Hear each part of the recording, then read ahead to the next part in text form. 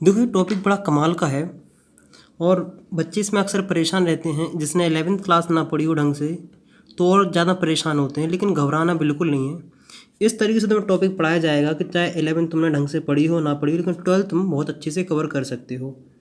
इस तरीके से हमारा पूरा कोर्स प्रिपेयर किया जा रहा है। देखो, अगर किसी ने गलती से पिछली वाली वीडियो देखी हो तो उसमें हमने दो केस के बारे में बात किया था कि अब थीटा की वैल्यू 0 हो, दूसरा केस किया थीटा की वैल्यू 90 डिग्री हो, और जो तीसरा केस यहाँ हम करने वाले हैं कि थीटा की वैल्यू कोई जनरल एंगल हो। क्या हो? कोई जनरल एंगल। तो ये सब पढ़ने मतलब यहाँ स्टेट मूव होता है चार्ज, यहाँ सर्कुलर मोशन करता है, यहाँ करता है हेलिकल पाथ बनाता है। इसी पाथ को हम लोगों को समझना है। लेकिन हम लोग क्या करते हैं कि पहले देखते हैं कि अगर हम पिछली वाली वीडियो में क्या क्या पढ़ चुके थे। देखो, तो मैं कुछ इस तरीके से करना है, थोड़ा मैं रिवाइज करा देता हूँ। जैसे मान लो कि यहाँ ऐसा चार्ज जा रहा है।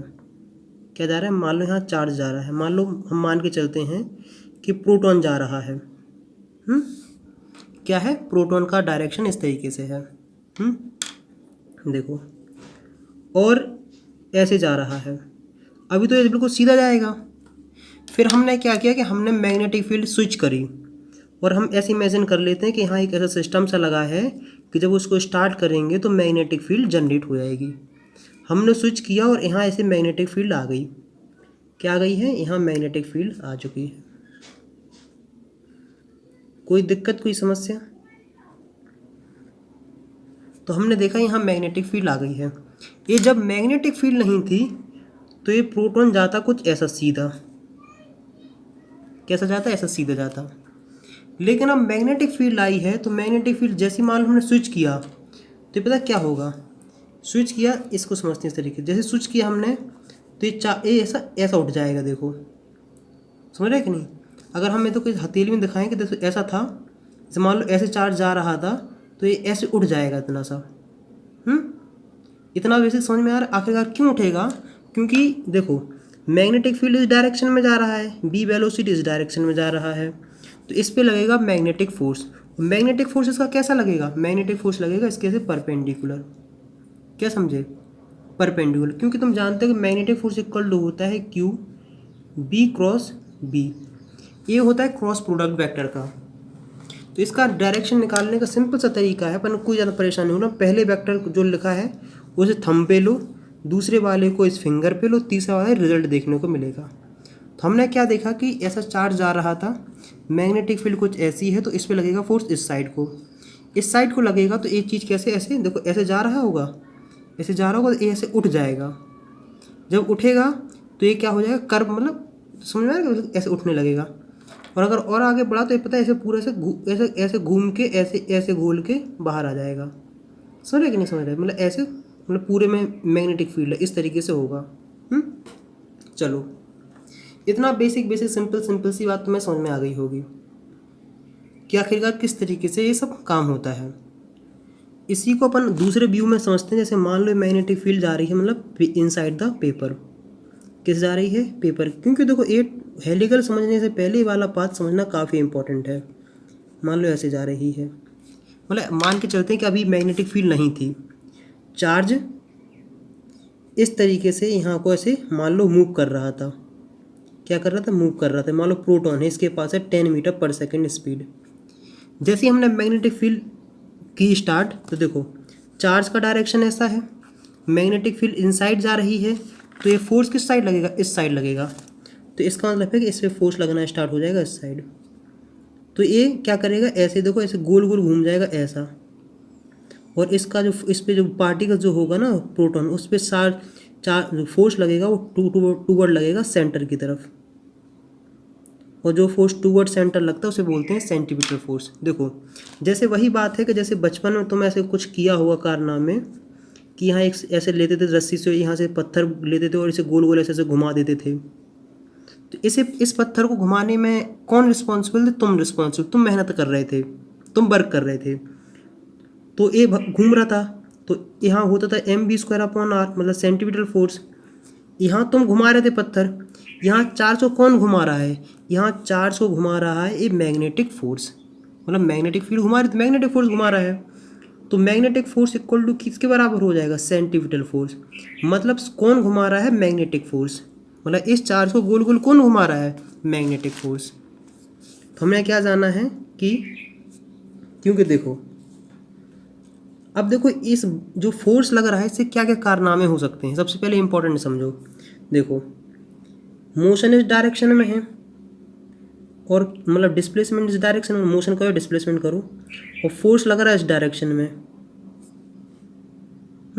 तो उससे इसकी वेलोसिटी तो चेंज होने वाली नहीं है। क्यों, देखो क्योंकि आखिरकार वर्क की वैल्यू क्या आ जाएगी, फोर्स इनटू डिस्प्लेसमेंट। तो एफ डी एस कॉस 90, तो इसका मतलब से वर्क तो कुछ होने वाला नहीं है। नो वर्क मतलब no change in kinetic energy, no change in kinetic energy मतलब no change in velocity.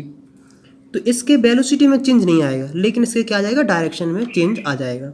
Direction change आएगा, ऐसे ऐसे ऑब्जेक्ट गोल गोल ऐसे घूमने से स्टार्ट कर देगा। तो मुझे उम्मीद है कि इतने बेसिक सिंपल सी बात तुम्हें समझ में आ गई होगी। अब हम पढ़ते हैं आगे। ये वाला डेरिवेशन पिछली वाली वीडियो में हमने काफ़ी डिटेल में बताया कि रेडियस कैसे निकालते हैं, बाकी कारनामे कैसे निकालते हैं।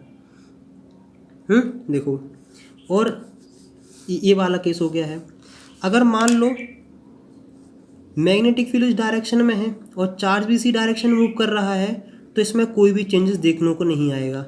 ना ही इसके डायरेक्शन में चेंज आएगा, ना ही इसके वेलोसिटी में चेंज आएगा। क्योंकि क्या होता है, F Q B B sine zero, sine zero मतलब मैग्नेटिक फोर्स की वैल्यू जीरो हो जाएगी।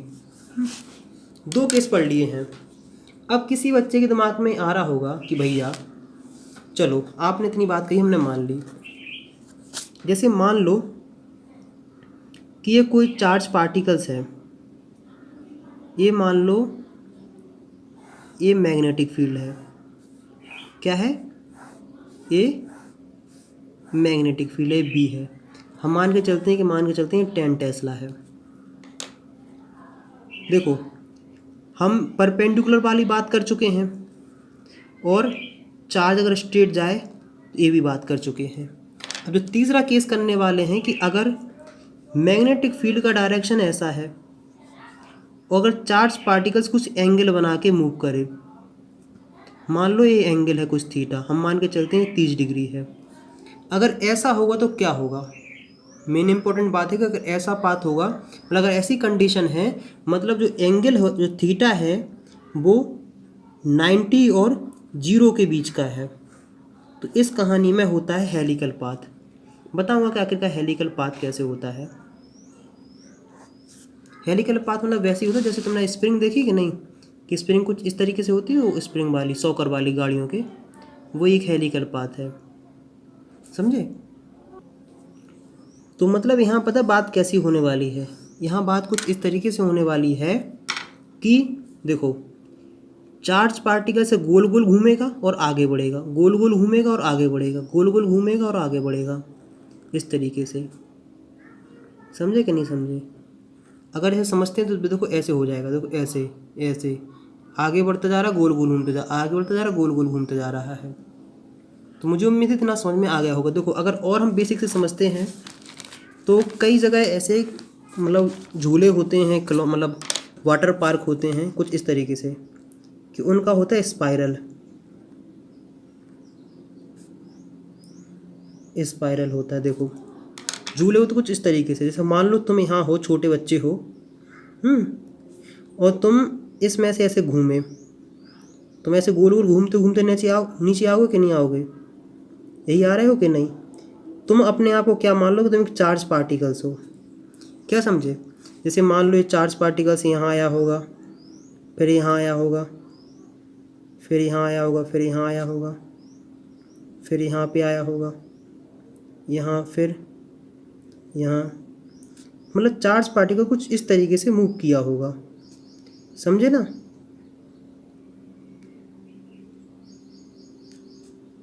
देखो यार मेहनत इस पे कर रहे हैं तो मैं समझ में आना चाहिए, क्योंकि मुझे पता है कि इस टॉपिक में बच्चे अक्सर कंफ्यूज होते हैं। तो इस चीज़ पे इतना फोकस हो कि मतलब तुम इस तरीके से आ रहे हो, समझ रहे ना। ऐसे ही तो कुछ चार्ज पार्टिकल्स जा रहा है, देखो चार्ज पार्टिकल्स कुछ ऐसे ही जा रहा है। देखो पहले यहाँ होगा, फिर यहाँ होगा, फिर यहाँ होगा, यहाँ होगा, या ऐसे जो मैं डॉट डॉट बना रहा हूँ मान को चलता हूँ चार्ज पार्टिकल्स है, ताकि तुम्हें थोड़ा अच्छे से विजुलाइज होता जाए। समझे कि नहीं? बाकी देखो डेरिवेशन तो मैं चुटकी बजाते करा दूंगा तुम्हारा, उसमें कोई रॉकेट साइंस नहीं है, लेकिन तुम्हें समझना क्या करोगे जा कैसे रहा है। अगर एक बार में समझ में नहीं है तो थोड़ा 2 बार देख लेना तो बेसिक समझ में आ जाएगा। मैं कोशिश तो यही कर रहा हूँ कि तुम्हें एक ही बार में टॉपिक समझ में आ जाए अच्छे से, तुम्हें और कोई वीडियो देखने की कहीं ज़रूरत भी ना पड़े। मतलब बेसिक देखो इस तरीके से जा रहा है, मतलब यहाँ से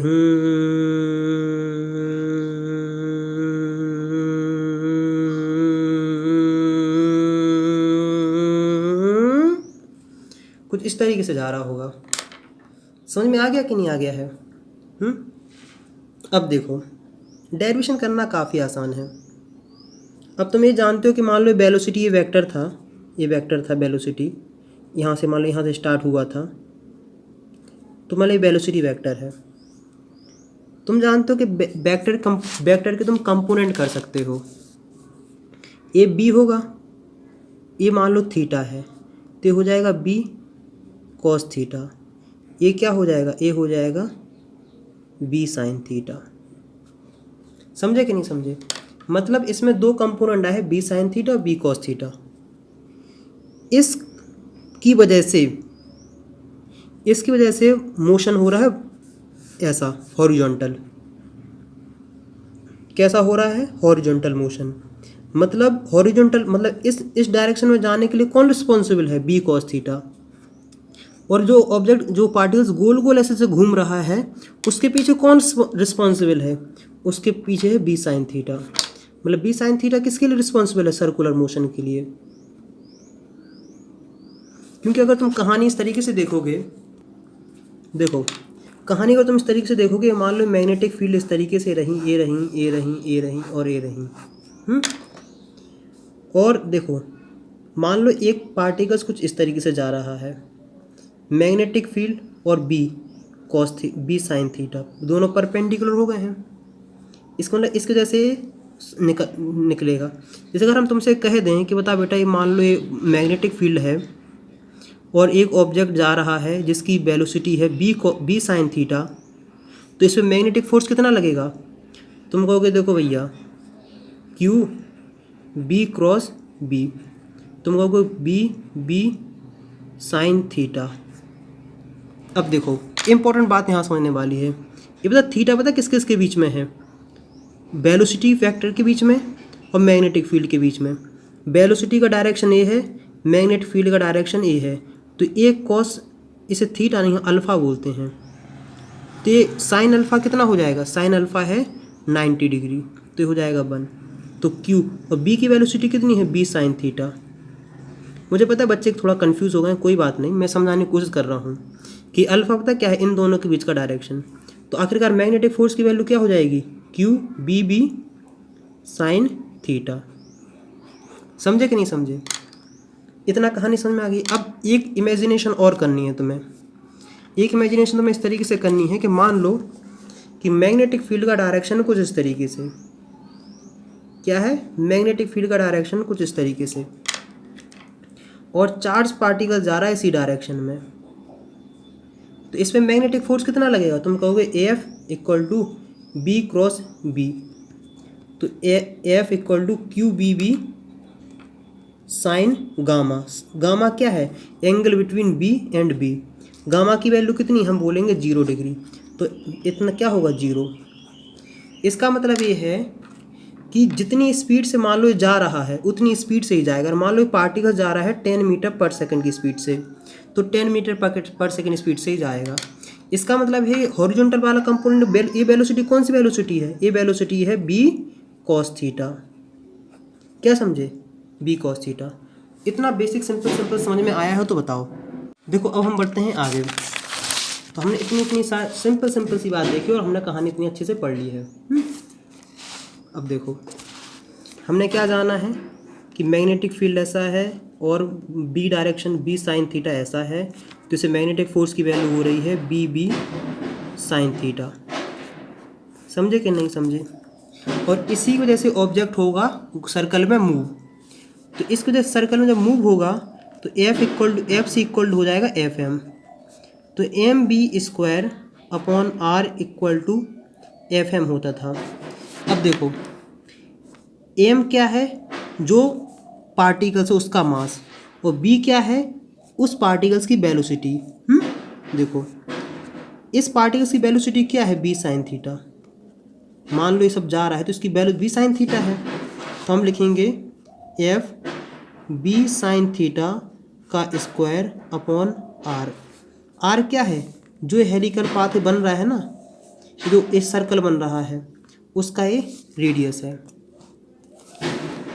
अब मैग्नेटिक फोर्स क्या है, Q B B sine theta.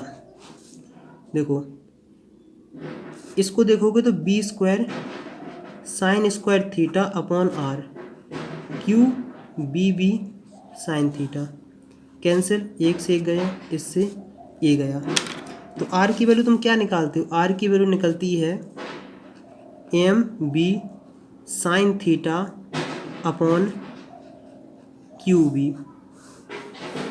समझे कि नहीं समझे, मतलब जो हेलिकल जो बन रहा है ना पाथ, उसका रेडियस पता कितना होगा, F V sine theta upon Q B.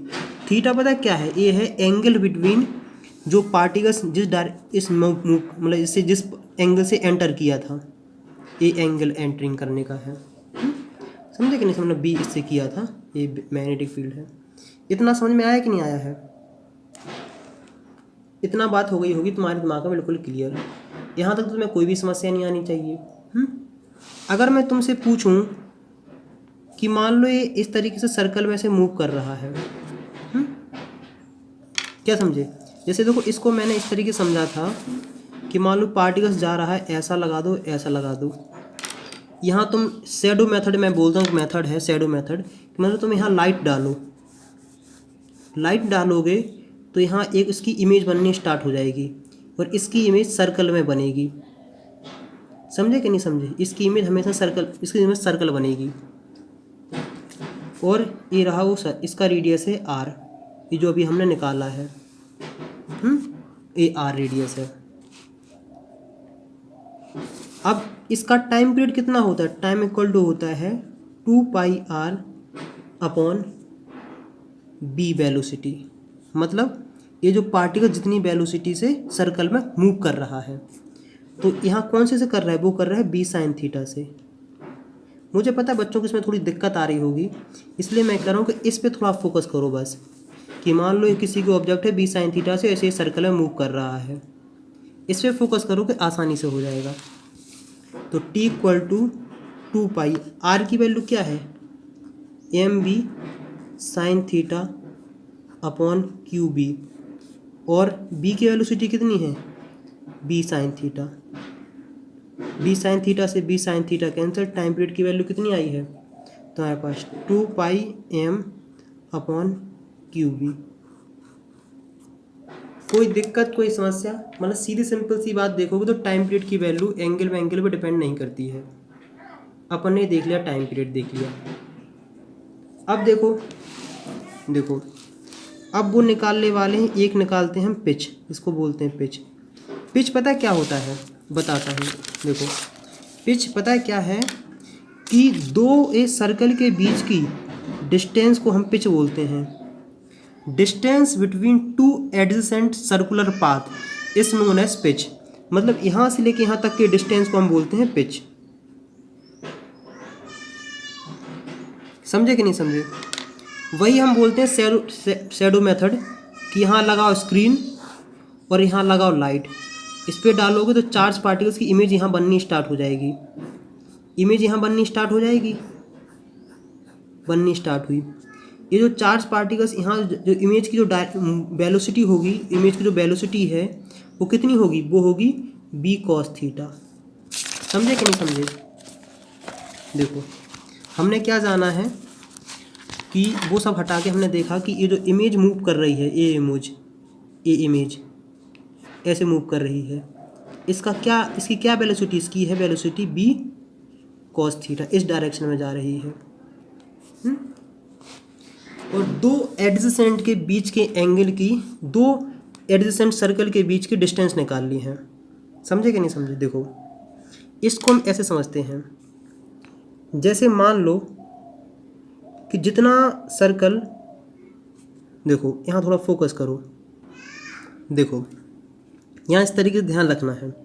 अगर मैं पूछूं कि बताओ बेटा यहाँ से लेके यहाँ तक का डिस्टेंस हम मान के चलते हैं 7 मीटर, नहीं चलो हम मान के चलते हैं कि यहाँ से लेके यहाँ तक का डिस्टेंस है कितना है, d, क्या है, d है। तो मैं तुमसे पूछूं पूरा यहाँ से a पॉइंट से लेके b पॉइंट तक जाने में इसे कितना टाइम लगेगा।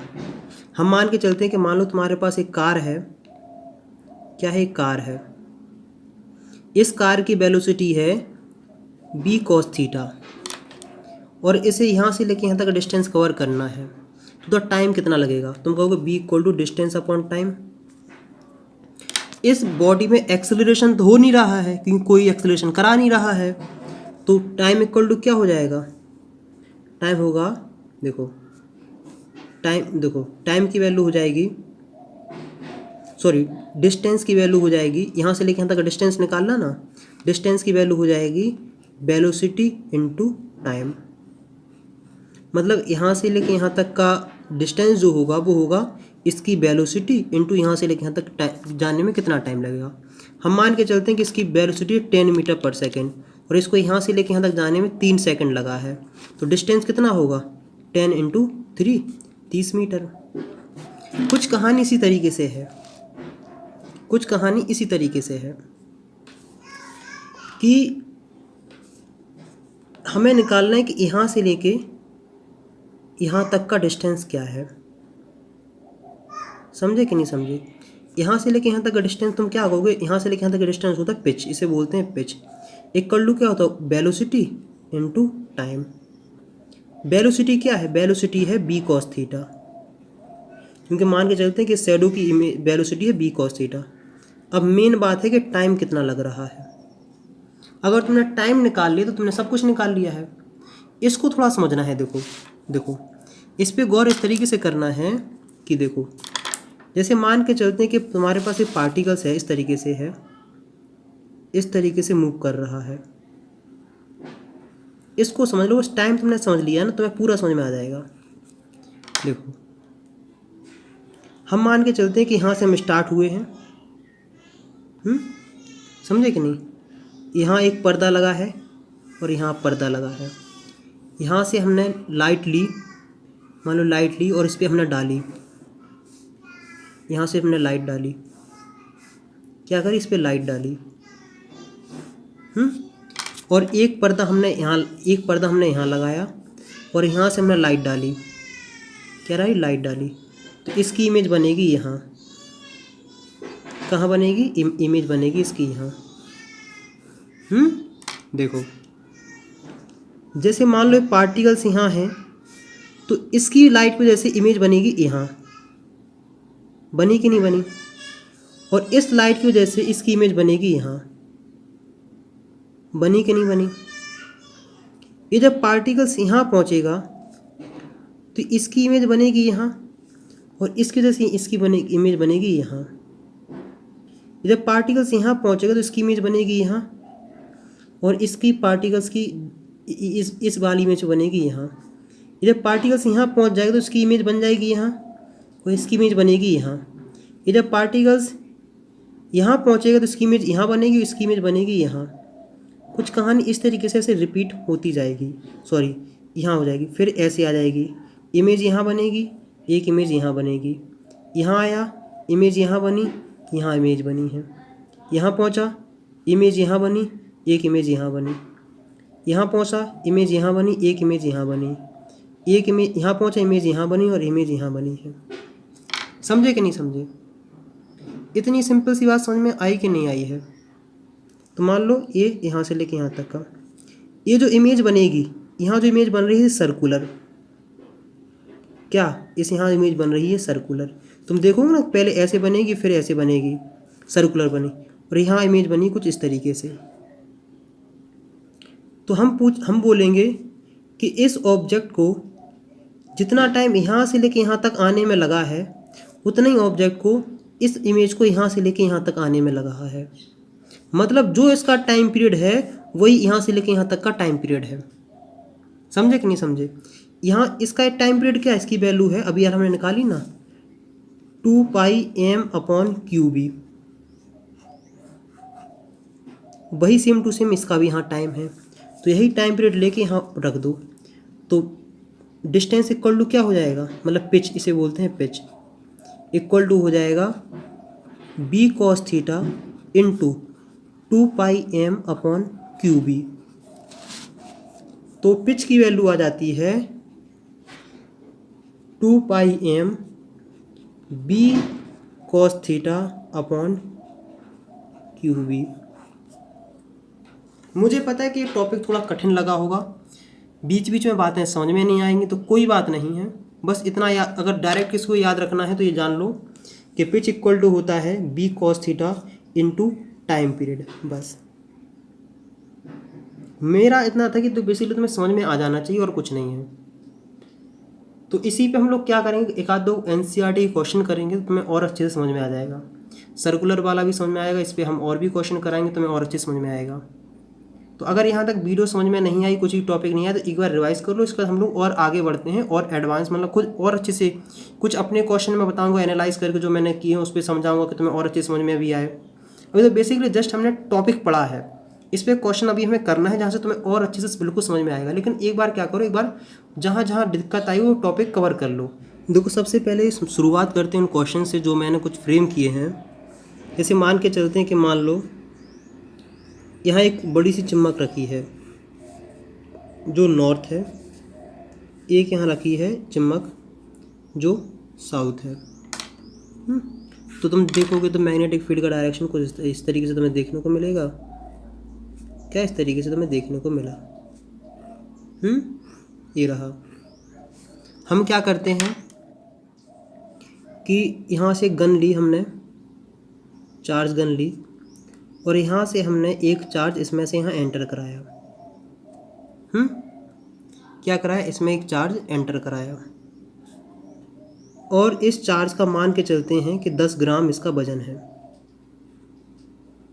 और इस चार्ज का जो चार्ज है वो मान के चलते हैं 2 कूलम। इतना मान लेना कि हम एक ऐसी कंडीशन मार रहे हैं कि जो चार्ज है वो कोई मैग्नेटिक फील्ड अपनी जनरेट नहीं करेगा, मतलब उसकी अगर होगी तो निगलेबल होगी, इतना सोच लो। इतना अपन ने देख लिया है। हम देखते हैं कि ये जब चार्ज यहाँ गए तो इसके बीच में, और ये बेसिकली यहाँ गया ना, तो यहाँ से अगर हम ऐसे एंगल बनाते हैं तो इसमें एंगल आ गया कितना, 30 डिग्री। कितना आ गया, 30 डिग्री। तो हमें ये पता लगाना है, क्या पता लगाना है कि जनरल सा क्वेश्चन है कि क्वेश्चन की जब ये टाइम की वैल्यू होगी 10 सेकंड, कितना है 10 सेकंड, तो अब ये जो चार्ज होगा ये कितना मूव कर चुका होगा, मतलब यहाँ तक कितना जा चुका होगा, पहला क्वेश्चन। दूसरा क्वेश्चन है कि आखिरकार कितने रेवोल्यूशन कंप्लीट कर चुका होगा। हमें दे देते हैं कि मैग्नेटिक फील्ड जो वैल्यू है उसकी वैल्यू हम मान के चलते हैं कि है 12 टेस्ला। अब जो चल काम करना स्टार्ट करते हैं। हम बोल के मतलब इसमें मतलब काफ़ी अच्छी दूरी है, हम मान के चलते हैं कि जब हमारे जाएगा पार्टिकल्स तो कुछ इस तरीके से मूव करेगा कि नहीं करेगा,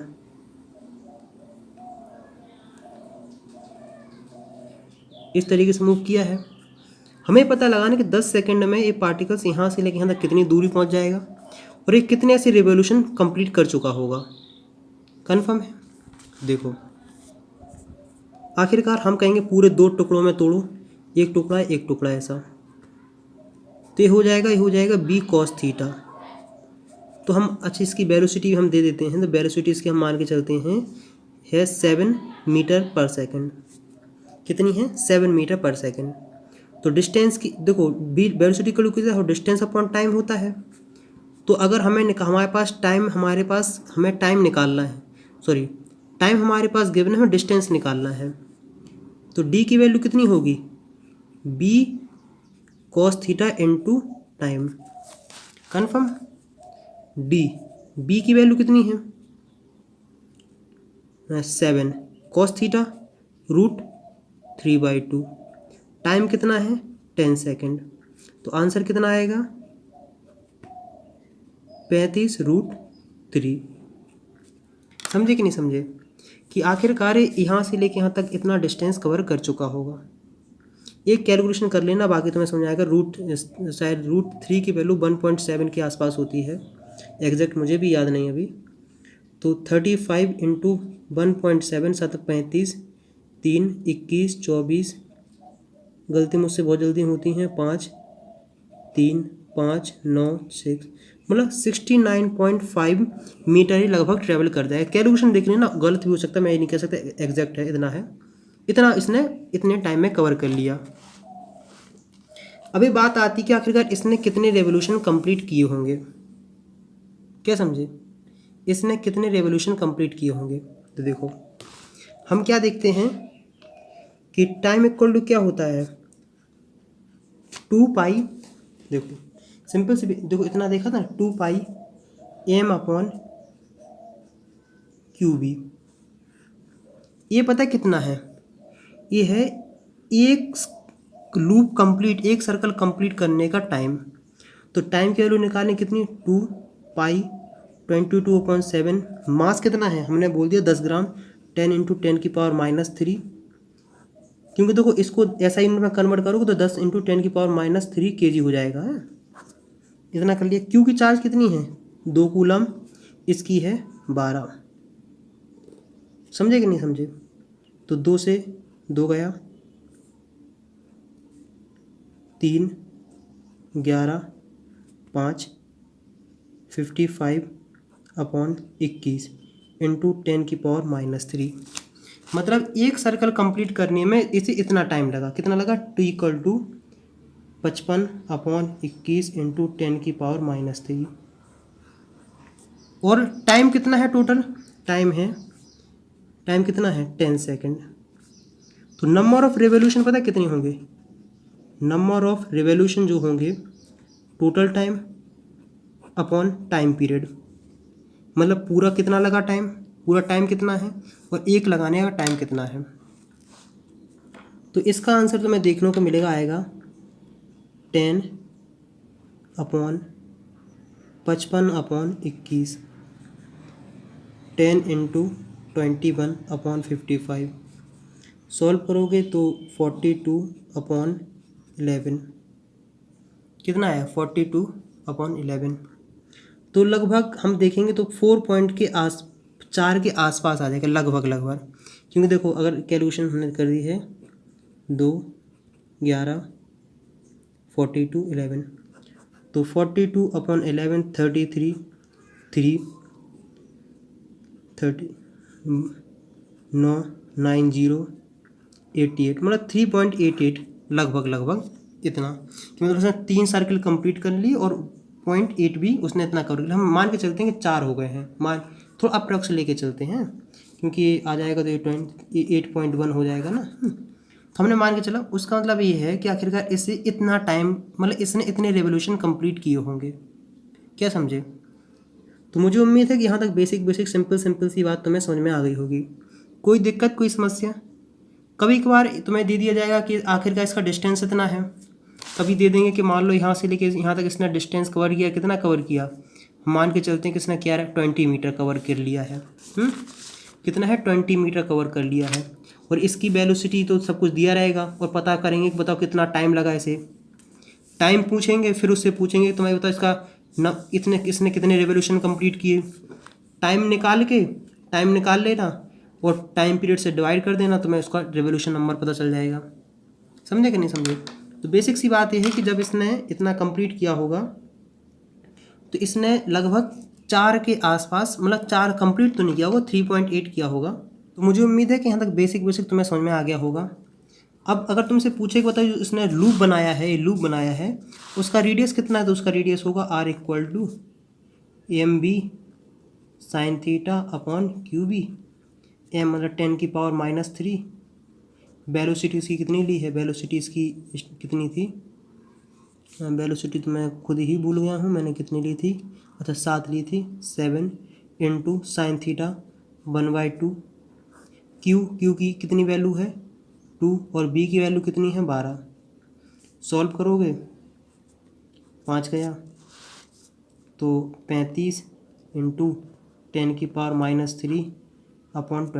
मतलब r की वैल्यू इतनी आ जाएगी। आखिरकार कभी कभार तुमसे पूछा जा सकता है कि इसने कितना डिस्टेंस कवर किया, मतलब ये इसने एंगुलर डिस्टेंस इसने कितना कवर किया, क्योंकि वो क्वेश्चन बढ़ाओगे बहुत बनता जाएगा। समझ रहे कि नहीं समझ रहे? तो जितने जितने क्वेश्चन करते जाओगे उसमें और कभी बार पूछा जाएगा कि जो सर्कल है जो इसने लूप बनाया है उसका कितना सरकमफ्रेंस है, मतलब ढेर सारे क्वेश्चन उस पर किए जाते हैं।